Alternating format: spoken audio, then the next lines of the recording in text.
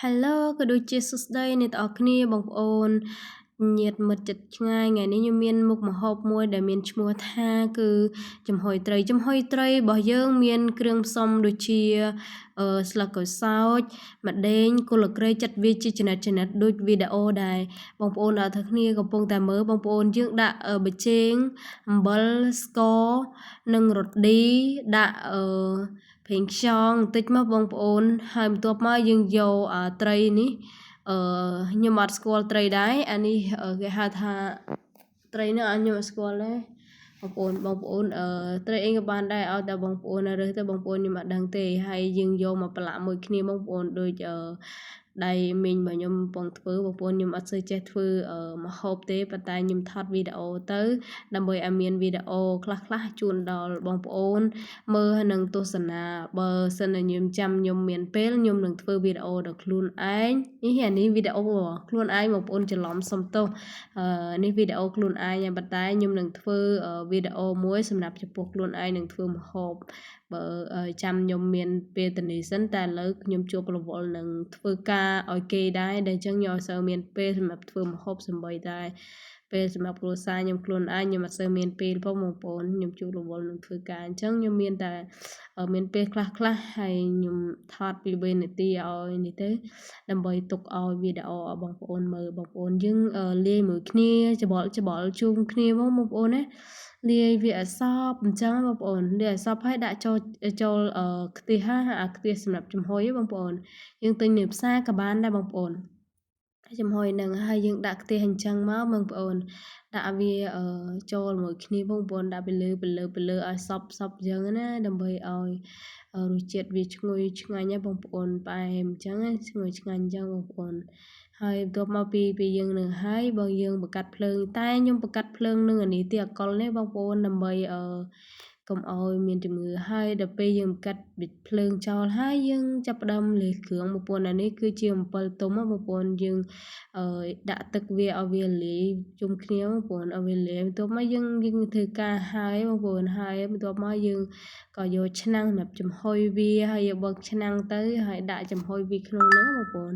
ហើយភ្លើងយើងកំពុងតែឆេះរ៉េហើយបងប្អូនវាទន់ណាស់ទេហើយបន្ទាប់មកវាចាប់ដើមឆេះហើយយើងដាក់ឆ្នាំងចូលបងប្អូនយើងដាក់ឆ្នាំងសម្រាប់ចំហុយវាអ្នកត្រីដែលមីងខ្ញុំធ្វើហើយបងប្អូនយើងដាក់ចូលក្នុងនឹងមកហើយយើងក្របចេញមកហើយបន្ទាប់មកសម្រាប់ការឆ្អិនចាំវាឆ្អិនយើងចាប់ផ្ដើមធ្វើគ្រឿងសម្រាប់ជ្រលក់វាណាបងប្អូនណាចាប់ជ្រលក់វាហើយយើងចាប់ផ្ដើមលេងខ្ទឹមសច្រាំវាអត់ណាបងប្អូនខ្ទឹមស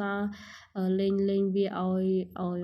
ក្ខណៈតែក្រៀមឲ្យវាឈ្ងុយបងប្អូនក្រៀមឲ្យវាឈ្ងុយកុំឲ្យវាខ្លោចតិចខ្លោចបងប្អូនហើយខ្ញុំចូលបដារៀងទៀតបដាសំទោសបងប្អូនហើយយើងលេងវាឲ្យស្ងួតហើយមិនមែនស្ងួតឲ្យវាលេងវាឈ្ងុយដើម្បីលាយគេថាទឹកជ្រលក់អំពិលឲ្យបងប្អូនទឹកជ្រលក់អំពិលទុំហ៎បងប្អូនរបៀបធ្វើឲ្យឆ្ងាញ់ហើយយើងដាក់ដូចជាប្រេងខ្យងបន្តិចបងប្អូនប្រេងខ្យងណាប្រេងខ្យងសុំទោសបងប្អូនមិនមែនប្រេងខ្យងទេយើងដាក់ស្ករត្នោតយើងស្ករត្នោតខ្មែររបស់យើងបងប្អូនសនឹងក្បាលនេះធម្មជាតិបងប្អូនស្ករត្នោតធម្មជាតិលាយវាអញ្ចឹងមកបងប្អូនលេងវាឲ្យវាចូលជាតិគ្នាមកលេងវាអញ្ចឹងបងប្អូនណាបន្ទាប់ពីយើងលេងហើយយើងចាប់ផ្ដើមបងប្អូនយើងចាប់ផ្ដើមដាក់គ្រឿងផ្សេងចូលបងប្អូនដូចជាអំពិលទុំយើងដែលយើងមិញយើងជំរិតយកទៅទឹកបានណាបងប្អូនណាយើងកុំយកទាំងគ្រាប់បងប្អូនយើងលាយអញ្ចឹងមកកវីអញ្ចឹងមកបងប្អូនយើងកមិនមែនកវីណាបើសុំទោសផងយើងកហើយយើងក៏ដាក់អីផ្សេងបងប្អូនណាដាក់ដូចជានេះមិញដាក់វាសពសិនណាបងប្អូនណាហើយដាក់ឲ្យវាសពហើយយើងចាប់ផ្ដើមដាក់គ្រឿងផ្សេងទៀតបងប្អូនយើងដាក់ទឹកចូលបន្តិចដើម្បីឲ្យលក្ខណៈថាទឹកយើងវាច្រើនជាងមុនហ្នឹងកុំឲ្យវាតិចចឹងយើងហូបច្រើនទៅវាលក្ខណៈថាវាអត់គ្រប់ចឹងវាអត់គ្រាន់ណាបងប្អូនចឹងយើងត្រូវការដាក់អំបិលបន្តិចហើយស្ករបន្តិចរ៉ូឌីបន្តិចបងប្អូនដាក់គ្រឿងមួយវាបងប្អូនណា